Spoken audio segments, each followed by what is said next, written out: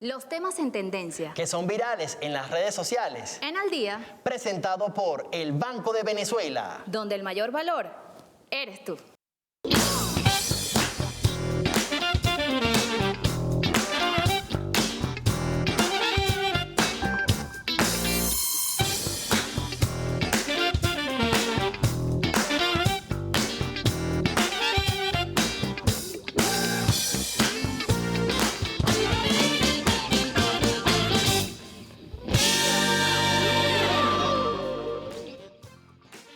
Muy buenas tardes, bienvenidos al único podcast en vivo de la televisión venezolana. Quien les saluda este servidor, Roger Villegas. Nuestra compañera Jocelyn Correa está asumiendo estos compromisos, pero luego se incorporará en el transcurso de la semana. Aquí estamos totalmente en vivo para hablar de los temas que son tendencia, hablar de los temas que están en boga, y por ello hoy vamos a abordar un tema muy importante y además que ha dado de qué hablar en las últimas semanas. Y vamos a hablar de una definición, ¿no? Una palabra que tiene mucho poder, que ha estado en tendencia, pero además es muy peligrosa. Y no lo vamos a hablar incluso desde los libros, desde la historia, sino desde el presente y del poder. Y por ello le hemos colocado la locura supremacista. Así lo hemos denominado en nuestro capítulo de hoy.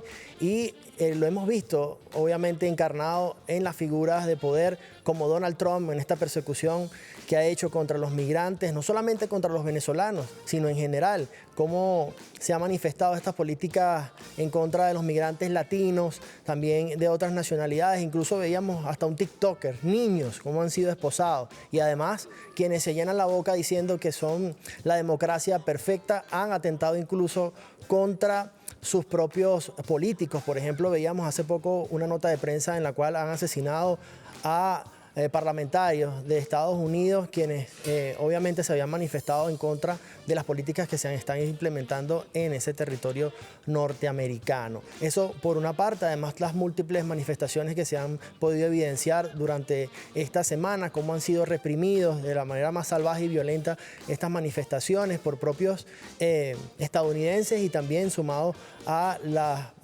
manifestaciones que se han elevado en cuanto a las políticas migratorias en este país. Pero también tenemos que ver hacia otra latitud, como lo es el Estado de Israel, quien lamentablemente viene cometiendo este genocidio en contra del pueblo palestino en el territorio de Gaza específicamente, y además ahora se suma este otro conflicto quienes ellos han promovido de cierta forma, amparados ambos bajo el criterio de la seguridad nacional. Se manifiesta este supremacismo que hemos estado notando a través de todas las plataformas digitales de manera notoria. Lo ha mostrado Venezolana de Televisión el día de hoy en sus diversas programaciones. Hoy vamos a hablar de este tema. Su comentario, su opinión puede hacerlo de inmediato al día.tv8, Roger Villegas TV y Jocelyn Correa con S. También saludamos de inmediato a nuestra intérprete de lengua de señas venezolana, Whitney Testa, quien está acá para llevarle también toda la información a esta comunidad importante de nuestro país. De inmediato vamos a ver el siguiente material. Adelante.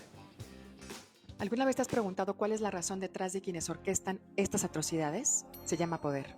Estos hombres blancos, millonarios, heterosexuales que se las dan de salvadores, nos hablan de proteger sus fronteras, su seguridad, su democracia. Lo que en realidad protegen es su poder, su privilegio, su modelo económico.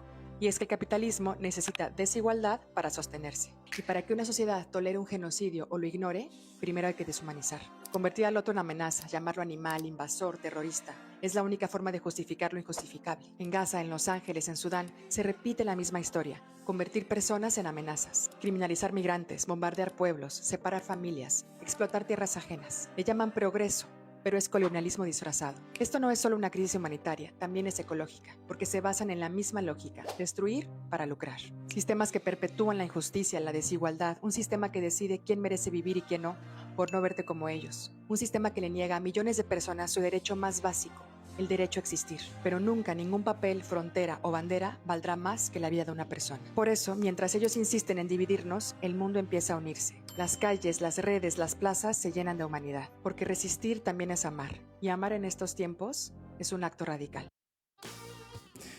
Así es, bueno, allí tenemos esta definición y ya de inmediato presentamos a nuestros invitados que ya se encuentran acá en el estudio 4 de Venezolana de Televisión. Tenemos a Walter Ortiz, politólogo. Bienvenido al día, hermano. Hola, Roger. Saludos para ti y para toda la gente que nos está viendo. También tenemos a Néstor Bastidas, internacionalista, también nos ha acompañado en otros espacios de Al Día y bueno, hoy un tema bastante controversial. Es así, Roger. Bueno, hoy vamos a darle un poco de intensidad, pero de una manera muy fresca a todo lo que tiene que ver con este tema del supremacismo. Así es. Bueno, ya yo daba algunas explicaciones, ¿no? Quizás sobre este tema del supremacismo, pero quisiera también, Walter, que tú hicieras ese análisis, ¿no? En cuanto a cómo se pone de manifiesto esta política quizás de Estado supremacista que ha implementado Donald Trump y también cómo se ve reflejado en este genocidio que se está cometiendo en este territorio palestino. Bueno, mire, evidentemente el supremacismo que tiene muchísima historia en cuanto a básicamente movimientos extremistas y que tiene tal vez como hito fundamental toda la barbarie que fue cometida por el nazifascismo durante el proceso de mediados del siglo XX y que desencadenó en una de las guerras más fuertes que ha tenido sobre todo la humanidad en los tiempos contemporáneos, que es la Segunda Guerra Mundial. Bueno, tiene sus expresiones sin duda alguna en estos actores políticos que en la misma medida que llegan al poder, llegan con visiones según las cuales ellos pueden reorientar nuevamente a partir de la exclusión sistemática de grandes capas de pueblo a el imperio como tal, en este caso los Estados Unidos. Cuando estamos hablando de Donald Trump, es el mismo Donald Trump que llegó al poder en su primera presidencia. O sea, realmente no estamos hablando sino de la misma figura que está llegando por segunda vez al poder. Y que nosotros lo advertíamos en otras entrevistas o en otros programas, incluso aquí contigo, con Jocelyn, cuando hablábamos de que en la misma medida en que se le fuera complicando la agenda internacional, se iba sacando poco a poco las capas de ese Trump que dijo que le iba a llevar la paz al mundo, de ese Trump que parecía que iba a dialogar, iba a negociar con Raimundo y todo el mundo, pero que finalmente, nuevamente desde un frente interno en el cual empieza a ejecutar con mayor fuerza procesos de arresto, de deportaciones y además moviliza a su base social que votó por él, porque básicamente la corriente que está gobernando con él es una corriente ampliamente fascista, ampliamente supremacista, es decir, estamos hablando incluso de mercenarios ejecutando funciones de departamento migratorio para determinar una persona con tal color de piel, una persona con tal exposición religiosa o una persona con tal nacionalidad o incluso con tatuaje, esa persona puede ser objeto de deportación. Entonces, básicamente lo que estamos viendo es, lamentablemente, la reminiscencia de esos actores que al ver que políticamente están perdiendo el fuelle ante la irrupción inevitable, ineludible, de un nuevo orden mundial, entonces están tratando de apretar desde el extremismo, desde lo que son finalmente, que son supremacistas, son racistas, son incluso desde un punto de vista político monroístas en el ejercicio de cómo ellos pretenden tratar a América Latina. O sea, estamos hablando de un gobierno de Estados Unidos que agarra y el presidente de Panamá casi que le pone una pistola en la cabeza y le dice: el canal de Panamá es mío, y tú sacas a los intereses que realmente han sido quienes han contribuido con Panamá a expandir ese canal de Panamá. Y bueno, básicamente esa es la manera de tratar al mundo. Eso es lo que tenemos hoy día. Lamentablemente es muy peligroso. ¿Por qué? Porque en la misma medida en que veamos que eso se está expresando y que no le ponemos un parado, en esa misma medida podemos estar abriéndole las puertas a volver a revivir los pasajes de lo que fue mediados del siglo XX en este planeta. Así es. Y bueno, Néstor, yo lo comentaba al principio de este espacio, se ha querido disfrazar, quizás bajo el concepto de una supuesta seguridad nacional. Ambos sé que han estudiado el tema de la seguridad nacional. ¿Cómo lo ves desde ese punto de vista? Es como una máscara para a raíz de, con este término, disfrazar todas estas acciones belicistas incluso.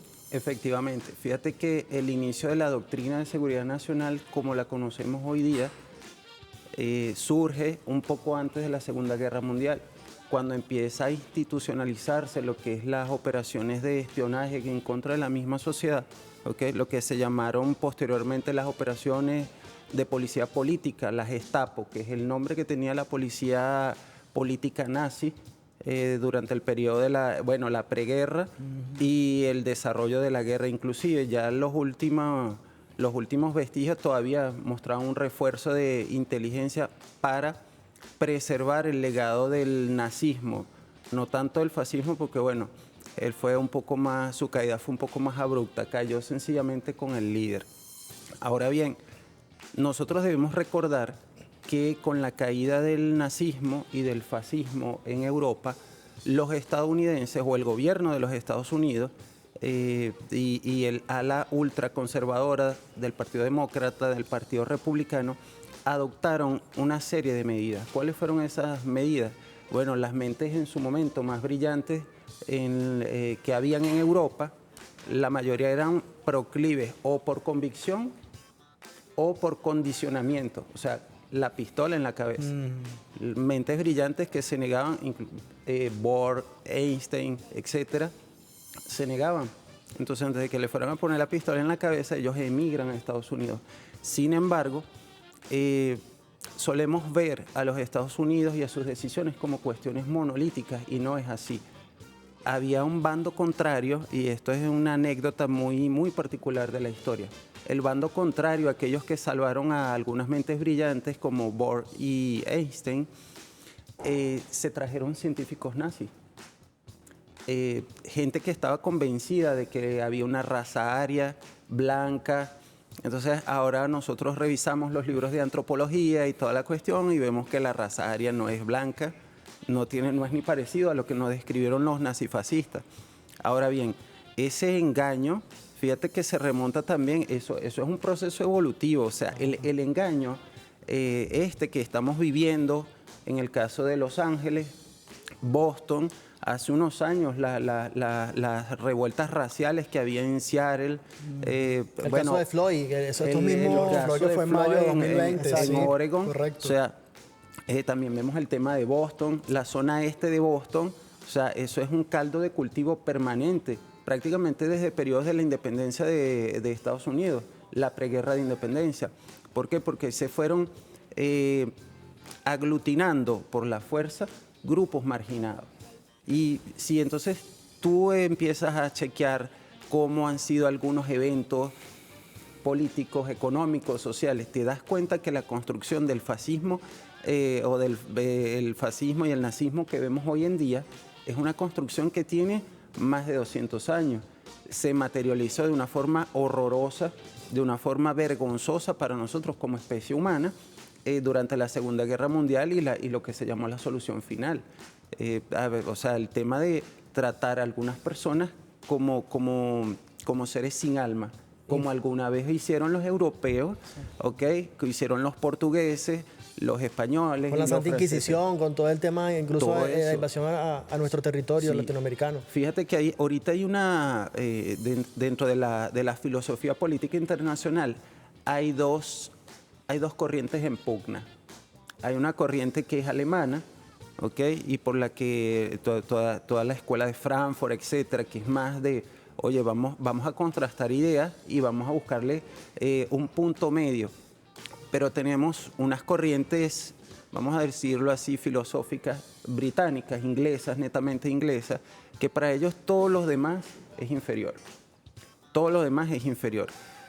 Sin embargo, esta pugna se trasladó a España y en consecuencia pues llegó a América Latina, a las universidades latinoamericanas e invisibilizaron dos realidades que son inclusive peores de lo que pudo haber sido España aquí en el continente americano y definitivamente peores porque fíjate, hay cosas como la construcción de universidades, centros de conocimiento, había segregación racial, por supuesto, habían desmanes en contra de las minorías, se borraron muchos pueblos indígenas por muchas circunstancias.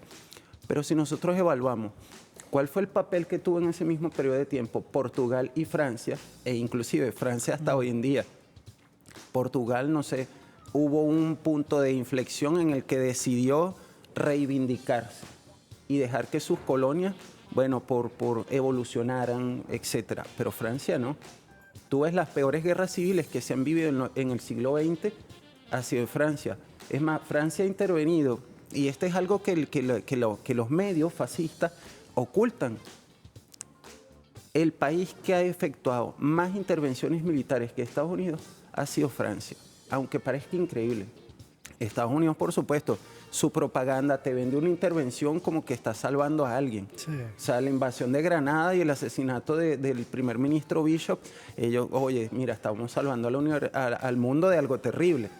Por el tema del marketing, porque el marketing también se fortalece con el papel de Joseph Goebbels en la Segunda Guerra Mundial. Ahora, ¿qué elementos permiten que esto sea normalizado, Walter? ¿Qué elementos también dicen, bueno, avalado incluso de manera legítima por otros gobiernos? Cuando está a la luz pública, por ejemplo, de día temprano en un medio muy reconocido, como tú lo has dicho en otras oportunidades, nadie podría decir que CNN está alineado a... No, para nada. Netanyahu salía comentando, bueno, han asesinado a mujeres, a niños, y ojo, aquí no estamos avalando cualquier tipo de muerte, sea por un país u otro, sino que, bueno, obviamente ellos han cometido este genocidio en Gaza y ahora él sale, obviamente, a decir esto. Es un poco de cinismo también, ¿no?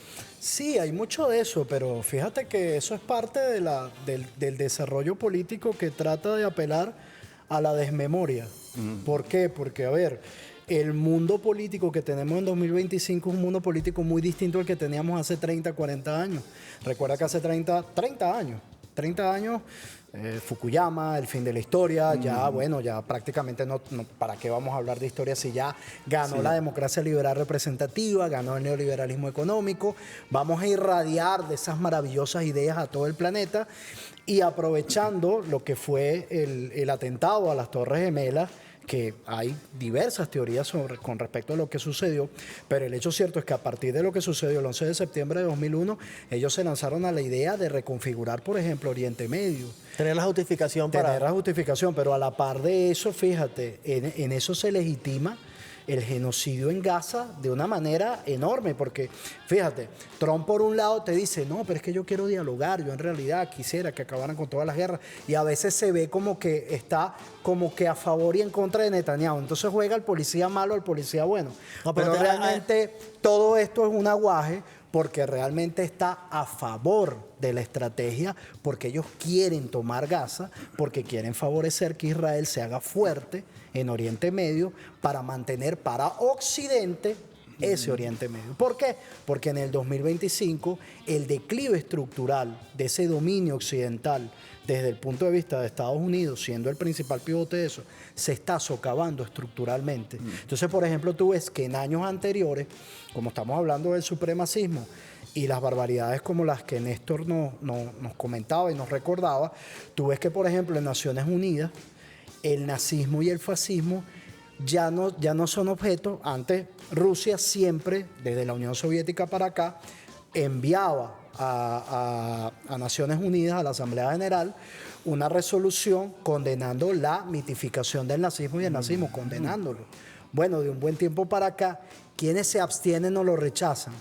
La Unión Europea, Estados Unidos y algunos gobiernos satélites que tiene aquí, El Salvador, Argentina, que bueno, Argentina tiene una posición, Ecuador, que tienen posiciones terribles. O sea, estamos viendo el intento de normalizar a partir del desespero, porque ese declive estructural es muy grande, y a partir de la desmemoria, que es más grave todavía, porque se trata de normalizar como que, por ejemplo, la Segunda Guerra Mundial se intenta reinterpretar desde el punto de vista histórico, y eso es una cuestión sumamente grave. Sumamente grave, lo acabamos de ver en los 80 aniversarios de la victoria en la Gran Guerra Patria. Es decir, incluso Trump firmó un decreto diciendo, no, ese es el día donde fuimos nosotros. Sin nosotros, imagínate, después de más de 27 millones de rusos y de soviéticos muertos en esa guerra, o sea, una cosa pero terrible. Pero a partir de toda esa desmemoria, se intenta hacer un ejercicio de reimposición, digamos, por la orilla de ese pensamiento nazi-fascista, que de un tiempo para acá, bueno, mira lo que está pasando en Gaza, tenemos razón, porque entonces a nosotros los israelíes allá en Israel nos están haciendo lo que nos están haciendo. O por ejemplo, yo bombardeo Irán porque resulta que alguien en la Organización Internacional de Energía Atómica dice que nosotros no estamos cumpliendo con todas las inspecciones y contribuyendo, cosa que es mentira, porque todos sabemos que Irán no solo no tiene uranio enriquecido como para desarrollar una bomba nuclear, sino que ha contribuido una y otra vez con todos los requerimientos que le ha perdido la Organización Internacional de Energía, como no lo ha hecho Israel, que por cierto sí tiene bombas nucleares. Y mira la barbaridad que está haciendo en Gaza. Entonces fíjate, estamos en una guerra de narrativas, pero lamentablemente estamos en una guerra en la cual los factores que están desesperados por ese declive hegemónico pretenden reimponer el nazismo y el fascismo como expresiones legítimas precisamente para preservar ese poder. Bueno, Néstor, quisiera al regreso de esta pausa que tenemos que hacer tu apreciación también sobre este tema, la normalización de estos acontecimientos, ¿no? Sí. Y además la validación por algunos gobiernos de la región y también a escala global. Su comentario, su opinión puede hacerlo, pero es momento de hacer una breve pausa. Pero antes es momento de publicidad con nuestros amigos de El Banco de Venezuela. Y es que papá no necesita brújula, siempre apunta directo al punto. Y así como él, en el Banco de Venezuela te damos soluciones que no fallan. Pagos con QR, puntos de venta BDB, Biopago BDB y la APP más completa del país, la BDB App. Este Día del Padre celebra a quien siempre te ha guiado con la seguridad, facilidad y respaldo del banco número 1. Porque el Banco de Venezuela, donde el mayor valor eres tú.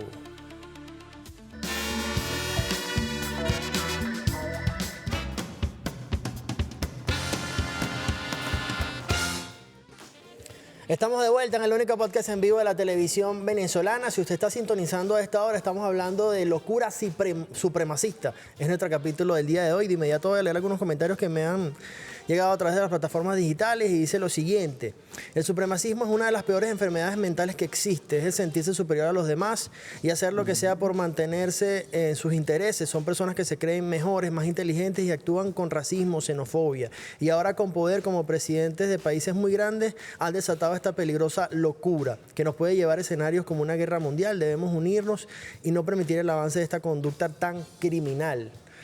Néstor, te dejaba una pregunta que le hice a Walter, pero también quería tu apreciación en este sentido, ¿no? En cuanto a normalizar este tipo de conducta. Sí, fíjate que históricamente han habido muchas manifestaciones de esta naturaleza, cosas que son en contra del progreso de la sociedad, del orden, la educación. Se han buscado y se han hecho experimentos sociales para legitimarlo.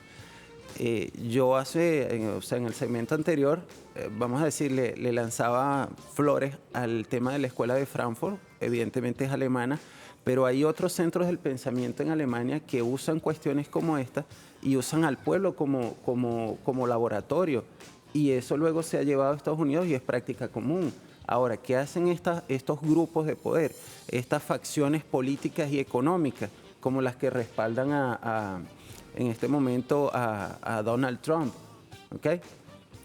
Ellos buscan primero generar un choque. Desde el punto de vista psicológico, generan un choque. Por supuesto, si alguien viene y dice que el exterminio de algún grupo social o de alguna especie es algo normal y que eso tiene que ocurrir, primero genera un impacto en uno desde el punto de vista psicológico, pero eso va a quedar reflejado en tu subconsciente o en el de aquel que es víctima de esa agresión, y por eso la importancia de los medios de comunicación, de la información, la guerra comunicacional para combatir la desinformación, porque a través de estos elementos es que la desinformación busca legitimar algunos argumentos. Dice, hay algunos, por ejemplo, si lo llevo al enfoque de los delitos de lesa humanidad, hay delitos que son buenos y delitos que son malos. Entonces minimizan el valor del significado de algunas palabras. Ya cuando tú hablas de delitos, por ejemplo, en el caso de Netanyahu, que tiene tradición, tiene tradición como genocida, porque antes él tuvo escuela. Esa escuela de él fue la de Ariel Sharon. El que formó a Ariel Sharon fue pues, la misma escuela que formó a David Ben-Gurion, ¿okay? Y a Golda Meir, que también es un personaje que se esconde, o la retórica fascista la busca esconder. ¿Por qué la busca esconder? Porque son los artífices reales y materiales del actual genocidio en Gaza. Y como te comentaba, pues a través de los años se va construyendo esta cuestión y llegamos a niveles superiores de esas técnicas, de esas estrategias, que es tomar a científicos y decir, no, mira, los palestinos tal cosa, lo minimizan. Entonces, tenemos que despojarlos del territorio. O los sirios, hay que desmovilizar a los sirios que están en Líbano o que están al norte de Israel, pero es que esas son cuestiones absurdas, o como el tema de Kurdistán. O sea, se minimizan pueblos como si fueran objetos que no tienen ningún valor. Se quiso hacer, bueno, yo siempre recuerdo porque lo viví de niño, el tema del exterminio por parte del gobierno de Brasil del pueblo Yanomami en la Sierra de la Neblina, en los nacientes del río Orinoco. ¿Por qué? Porque era una especie inferior que estaba ocupando, según ellos, era un grupo étnico racial que luego podemos comentar el tema de qué es la raza. La raza simplemente es una ficción filosófica, teórica. Eso no existe, eso no tiene explicación científica y ningún asidero. Eso se crea justamente para que el nazifascismo legitime su discurso. Y entonces el entorno, aquel que escucha, aquel que sufre las heridas psicológicas de retóricas como la de Trump o la de Netanyahu, pues empiecen a asimilar esta cuestión y empiecen a normalizarla. Ahora, Walter, ¿qué hay detrás de toda esta acción que viene planteándose Israel? Estuve investigando y plantean que obviamente es esta extensión de su territorio, es decir, más o menos lo que hicieron también Estados Unidos con México, quitarle parte de su territorio, sí, expandirse en el Oriente Medio. Y a tu juicio, esta recién acción que se ha generado entre Irán e Israel, a tu juicio, ¿qué hay detrás de todo esto? Bueno, mira, evidentemente hay varias cosas. Yo diría que, digamos, los mochos se juntan para rascarse. Pues. Es decir, estamos hablando del interés de Estados Unidos por garantizar para Occidente, Oriente Medio. Eso pasa por bloquear el plan de paz de China para Oriente Medio y bloquear que China pase con la ruta de la seda y la franja por allí para desarrollar a esos pueblos. Y por el otro lado, bueno, Israel, digamos, el extremismo, porque lo hablábamos incluso durante el corte, nos decía Néstor, Israel es una multiplicidad de factores, o sea, no es nada más el factor que está con Netanyahu gobernando, que es el factor en todo caso el sionismo, que tiene esta idea de la creación de una gran Jerusalén, y esa gran Jerusalén la expanden hasta donde puedan. Estamos hablando de tomar tierras de Irak, estamos hablando de tomar tierras de Siria, estamos hablando de que si es posible llegar hasta las fronteras de Irán, lo van a hacer. ¿Pero a qué costo? ¿A qué costo? Precisamente ahí es donde está el tema. Entonces pareciera que, por eso es que te digo, los mochos se juntaron para rascarse, porque evidentemente, como que intentando hablar del tema nuclear con Irán, realmente lo que trataron fue de cebar a Irán, porque detrás de toda esta agresión está, para mí, en primer lugar, cambiar el régimen político de Irán. Lo que han intentado en otros pueblos, lo han hecho, lo han intentado en Venezuela no lo han logrado, lo intentaron en Siria a través de una guerra civil terrible que plantearon durante 10 años, finalmente Bashar al-Assad cae en diciembre del año pasado, lo hicieron en Libia, y fíjate que allí me llama mucho la atención que fíjate que los imperios allí se juntan. Viejos y nuevos imperios rápidamente se juntan. Así hay un supremacista en Estados Unidos y un wokista en Francia, no importa. Porque en la Organización Internacional de Energía Atómica, que fue donde instrumentalizaron la decisión, porque saben que en el Consejo de Seguridad de la ONU está China y Rusia y los bloquea, se fueron para la Organización Internacional de Energía Atómica. Y entonces, Estados Unidos, Francia, Reino Unido y Alemania, oh sorpresa, se ligaron, la OTAN, se ligaron y condenaron a Irán, porque Irán no está contribuyendo supuestamente con todos los requerimientos de la Organización Internacional de Energía Atómica, cosa que es una absoluta mentira. Pero llama mucho la atención, Roger, y por eso no es casualidad que esto sea toda una maniobra urdida en función de tratar de cambiar el régimen político de ese país, que lo hicieron horas antes del ataque de Israel. O sea, todo estaba absolutamente coaligadito. ¿Y por qué yo digo que eso es lo primero? Porque, a ver, esto es como una guerra de desgaste. Es un toma y dame, evidentemente por eso Irán se está defendiendo y evidentemente por eso es que, fíjate que geopolíticamente todo se paró. No solo se para la negociación que tiene Irán con Estados Unidos, sino que ahora Estados Unidos para la conversación que tiene con Rusia. Hoy había una conversación entre delegaciones de Estados Unidos y Rusia. Eso se paró también. ¿Por qué? Porque evidentemente estás colocando un pivote de guerra para decirle al mundo, como, digamos, como Estados Unidos, como hegemonía unilateral, que a pesar de que el mundo es multipolar y que ya tú no eres el único actor en el mundo que puede determinar cosas, bueno, tú le estás diciendo al mundo que a bombazo tú pretendes hacer lo que Hugo Chávez denunció en el año 2006 en Naciones Unidas. Y por eso es que a Venezuela se le ataca, porque Hugo Chávez fue muy desafiante y muy claro. Mientras todo el mundo andaba en otra cosa, Hugo Chávez dijo, aquí se quiere imponer una dictadura mundial. Y somos los pueblos quienes tenemos que parar eso. Claro. Entonces estamos ante esa lógica. Por eso es que estamos, lamentablemente, ante un frente de guerra abierto, porque toda esta planificación no es de 2 días. O sea, la planificación de Estados Unidos de tomar Oriente Medio y occidentalizarla no es de 2 días. Viene como mínimo del año 2001 para acá, como mínimo. Podemos ponerle otros hitos. Y el deseo del Estado de Israel, de los sionistas que están gobernando Israel en estos momentos, de expandirse territorialmente y de, si es posible, eliminar y destruir Irán, y si no poner un gobierno títere allí y acabar con la República Islámica, eso viene incluso de mucho tiempo antes, incluso de la Primera y Segunda Guerra Mundial. Entonces, digamos, estamos ante un momento bien convulso, pero creo que es lo que hay detrás de todo esto. Néstor, ante todo esto que estamos comentando, ¿podría entonces decirse que queda en evidencia que la ONU prácticamente no sirve como un organismo internacional para mediar ante este tipo de conflictos? Porque no puede mediar con el tema de Gaza, no va a poder mediar quizás con este tema entre Israel e Irán. ¿Para qué entonces existe la ONU? Y los otros organismos, la Corte Penal Internacional y todo esto que existe, ¿no? Fíjate, Roger, hay una percepción también fomentada por las alas, y te voy a describir brevemente cómo están constituidas estas facciones políticas ya de bien entrado el siglo XXI.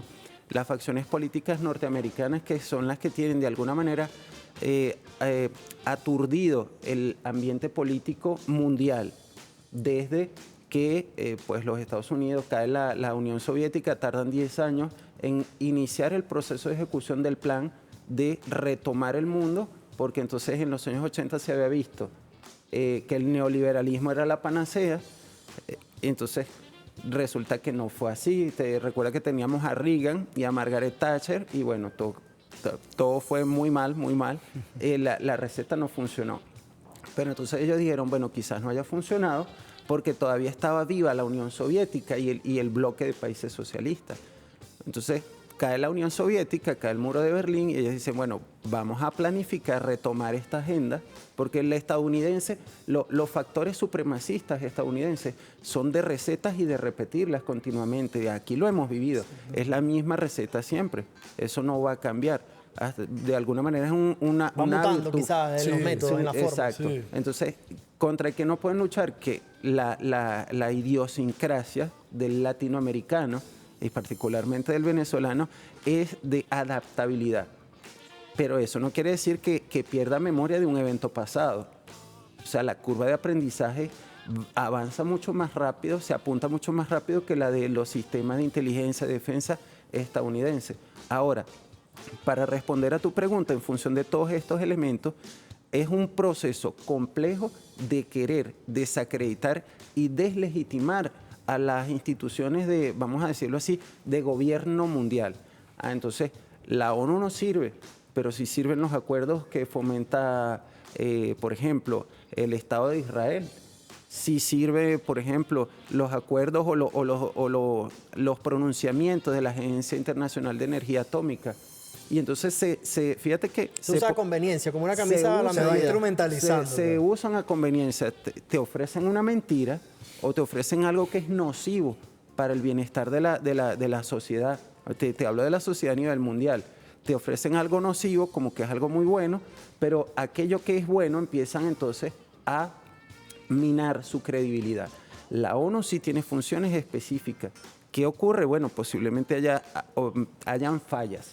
Fallas en la difusión de ese conocimiento. ¿Qué rol tiene que jugar la diplomacia? Porque la diplomacia no es sencilla.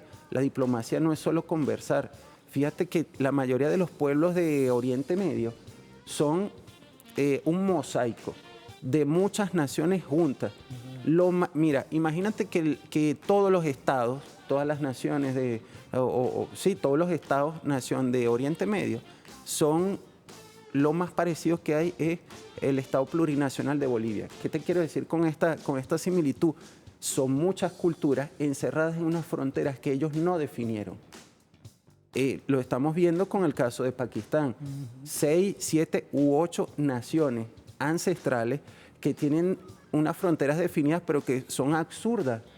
Porque entonces un pueblo que siempre estuvo en constante sinergia con el entorno, entonces le pasan a su territorio una cerca por el medio. Y entonces de un lado de la cerca hay bombas atómicas y de la otra no. Y así pasa en Irán. Lo que pasa es que en Irán ha habido un proceso histórico de miles de años en que todos esos pueblos han hecho su propia sinergia y saben que han estado y que han convivido y que han desarrollado estrategias, sistemas políticos muy variados. ¿Sí me explico? Entonces, Occidente o la retórica occidental, el marketing político goebbeliano que ofrece Occidente hacia todo el mundo, simplifica cosas que es imposible simplificar. Claro. Entonces, Firma el acuerdo, yo te lo dije, en esas declaraciones amenazantes, ese tuit. Entonces hay que derrocar al gobierno porque entonces como no firma el acuerdo... Yo te lo dije. Exacto. Pero resulta que soy el mismo imperio que en el 2021 salí a Afganistán. Financió, porque exacto. me pasé 20 años, de 2001 en adelante, me pasé 20 años peleando contra el talibán.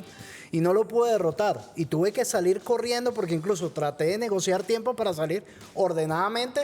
Y los talibanes te vas de Afganistán. Sí. Por esa misma complejidad que explica Néstor. Porque son muchas visiones en un mismo espacio que no tomó las riendas en determinado momento de su futuro. No se organizó política, culturalmente, de la manera en la que ellos ya estaban establecidos. Porque básicamente ahí entraron los británicos y los franceses como factores disruptivos y destructivos, y era lo que yo mencionaba en el segmento anterior. Ese capítulo de la historia no nos lo cuentan. No nos dicen qué fue lo que pasó allí, pero tú ves la realidad hoy en día o los resultados de esas decisiones, de esas realidades, que son muy conflictivas. ¿Cuánto han durado las guerras civiles en Líbano? Líbano es un país pequeño, entre 10 y 20 mil kilómetros cuadrados. Tiene unos pocos millones. Yo creo que el área metropolitana de Caracas tiene una población equivalente a la que pudiera tener el estado de el Líbano. ¿Y cuánto duran esas guerras civiles? ¿Y cuál es el trasfondo? El trasfondo es que aunque sea un pueblo en términos numéricos pequeño y un espacio geográfico pequeño, son muchas culturas y todas se reconocen entre ellas y no van a tomar una decisión, una de ellas por el resto, para firmar un acuerdo de paz con Israel, con Estados Unidos, con las Naciones Unidas, porque es que es una mancomunidad de pueblos que tiene a su vez miles de años, tienen más de 2000 años. Néstor, está muy interesante esta intervención, pero tenemos que hacer una nueva pausa acá en Al Día. Excelente. Esto está buenísimo este tema y su comentario, su opinión, puedo leerlo totalmente en vivo si me lo envía al día.tv8 y a Roger Villegas TV. Walter, al regreso de esta pausa quisiera tu apreciación también de cómo han sido las reacciones de gobiernos como el de Rusia, China, qué esperar de estos dos gigantes también que han planteado una nueva forma de hacer política, un nuevo orden mundial, como son los BRICS y otras alternativas que obviamente no responden al tema del supremacismo. No se despegue esta pantalla, ya venimos con más Al Día.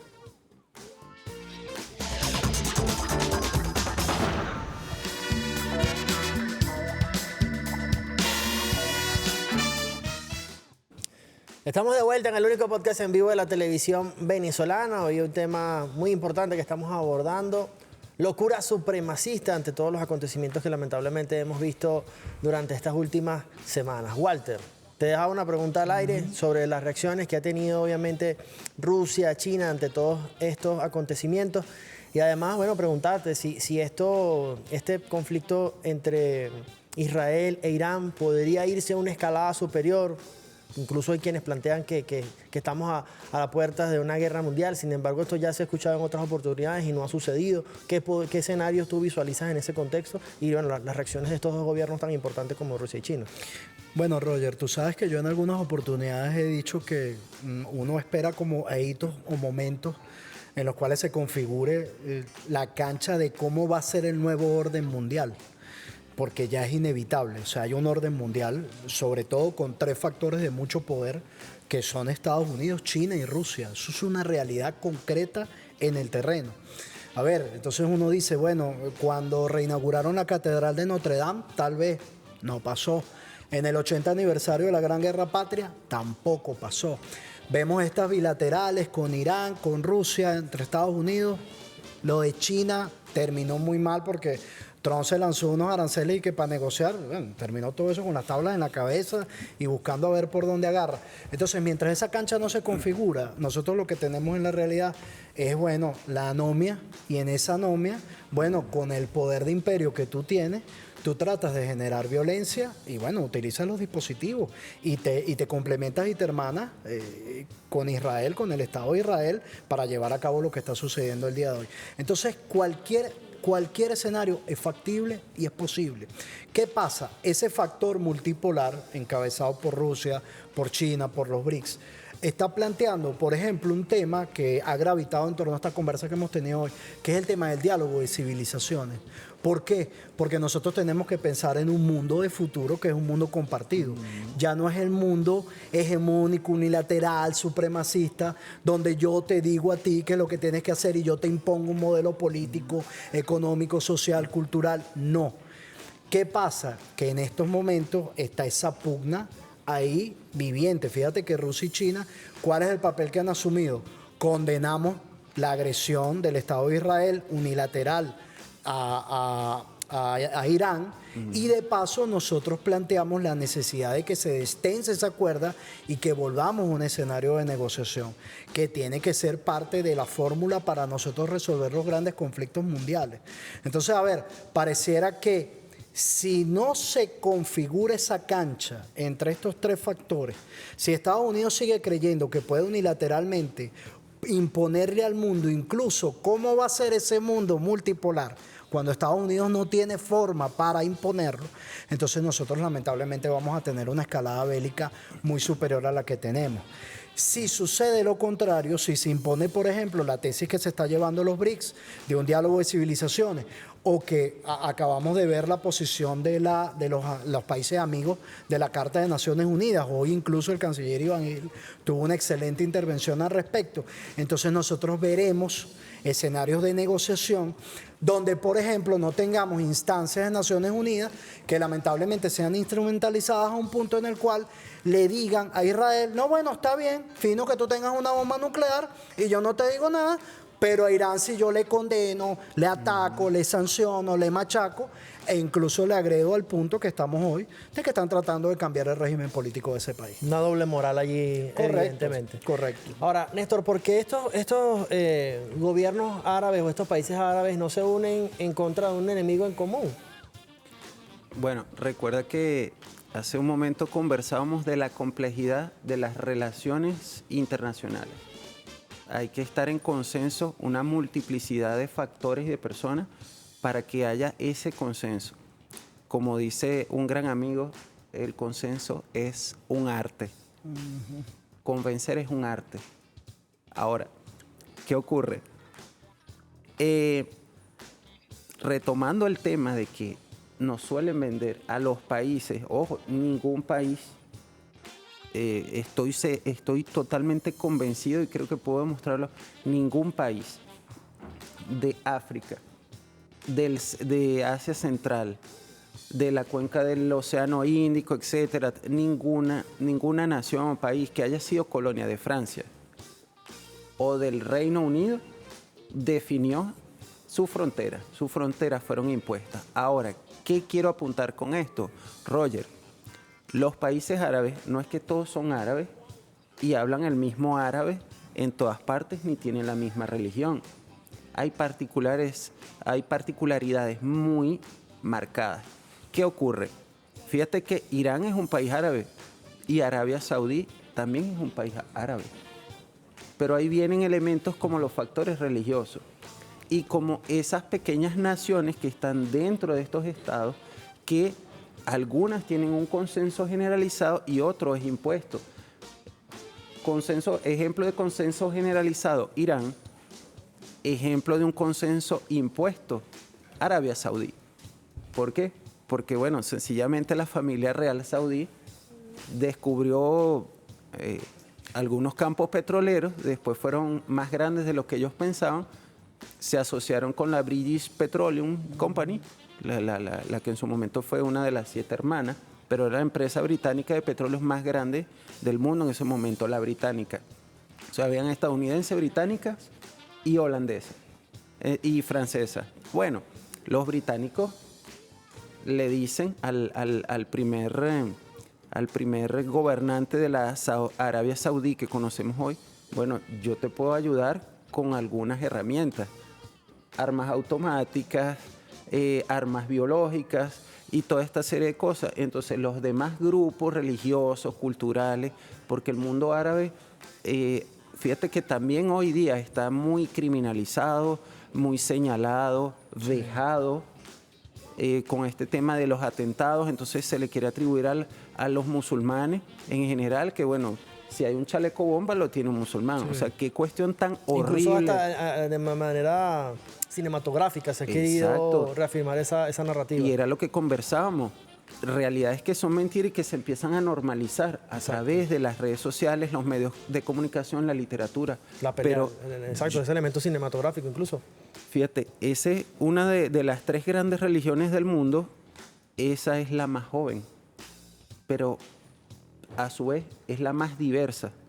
Es más diversa inclusive que la religión cristiana. ¿Por qué digo que es más diversa? Porque es un espacio muy vasto, pero volvamos al ejemplo del Líbano. Es un espacio geográfico pequeño, pero ¿sabes la cantidad de religiones que hay y que la mayoría son musulmanas? O sea, es una cuestión increíble. Hay aproximadamente 36 perspectivas distintas dentro del Islam. Y a nosotros siempre nos dicen chiitas y sunitas. Y por eso era que yo te mencionaba o les mencionaba el tema de Irán y de Arabia Saudí, porque unos son suníes y otros son chiíes. Al final, esas diferencias son las que han evitado que haya un consenso general en el mundo árabe y vayan a marchar sobre un enemigo común que es el fascismo, que es el nazismo y que es el sionismo. En este caso, desafortunadamente, el sionismo está prácticamente en casa, porque algo que tampoco se dice, cuando nos dicen árabe, ¿qué se asocia? No es musulmán. Pero resulta y acontece que el pueblo judío, los hebreos o el calificativo que se les dé según el contexto geográfico, cultural, también son árabes. También son árabes. Y hay cosas que, mira, sumamente diversas que los medios nos ocultan intencionadamente. Bueno, los grupos de poder nos homogeneizar de cierta forma a un sector, a una población. Exacto, porque comunidad. Está bien, a veces para comunicar hay que ser muy, muy concreto, pero ellos se exceden en lo concreto. Entonces usan esas herramientas de Goebbels y asumen algo que es muy terrible. Ellos asumen que el que consume el producto audiovisual, el medio de prensa, sea físico, el que consume propaganda es un ignorante, es un instrumento. Bueno, voy a usar una frase, parcialmente una expresión de Simón Bolívar, es instrumento ciego de su propia destrucción. ¿Por qué? Porque ellos se aprovechan no de la ignorancia, sino de una cosa que se llama asimetría de información. Si, por ejemplo, mi compañero acá es politólogo y me expone varias teorías, y entonces, no, Néstor es internacionalista y tal, entonces, mira, la perspectiva, por ejemplo, la perspectiva racionalista, el contexto sociogeográfico, y entonces tú va a venir, por ejemplo, un periódico y va a decir, no, lo que pasa es que Néstor es muy ignorante, como no va a ser que en politología, pero hermano, ese Néstor... Y esa misma estrategia, perfeccionada por los nazifascistas en la Segunda Guerra Mundial, se siguió desarrollando de una manera que tú no tienes idea y llegó a nuestros días. Y entonces nos venden que los árabes son uno, tú vas al Líbano, o sea, no sé si en el subconsciente o en el consciente colectivo hay una noción de que, por ejemplo, hay árabes de piel oscura. Sí. Y quieren a través de los medios y todas estas plataformas quizás venderte una imagen desfigurada de esta nacionalidad. Exacto. Lamentablemente en esto se nos ha acabado el tiempo. tenemos que despedir este espacio. Pero Walter, tuviste una reflexión importante que quisiera que también le dijeras a las personas tus redes sociales para que puedan también saber todas esas reflexiones. Y tú también, Néstor, si puedes dar tu contacto allí. Walter Ortiz 1982. Siempre que me preguntan eso, siempre me poncho porque siempre se me olvida. Bueno, ahí lo tenemos en pantalla. Si quieres conocer mucho más de nuestros invitados, Néstor Bastidas, internacionalista, y Walter Ortiz, politólogo, acérquese a nuestra red social aldia.tv8 y Roger Villegas TV. Muchas gracias por su sintonía y recuerde, el único podcast en vivo de la televisión venezolana. Chao, feliz tarde.